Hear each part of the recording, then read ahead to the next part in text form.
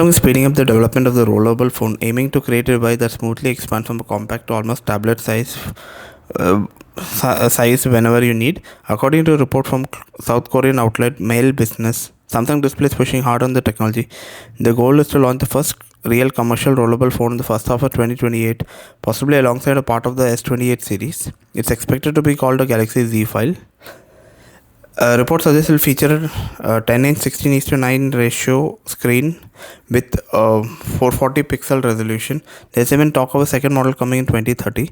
This makes sense. While Samsung still dominates foldable, their share has dropped noticeably from 41.8% in Q4 2025 to 27% in Q1 2026.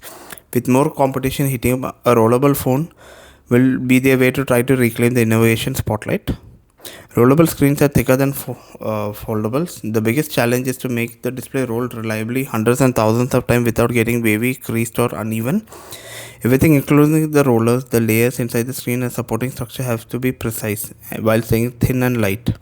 Samsung has been experimenting with this for years. Back at CES 2023, they showed off a Flex hybrid technology, and later that year at SID Display Week, they wowed people with the rollable Flex prototype, stretching a tiny 49mm screen all the way up to 254mm. That's 5 times bigger.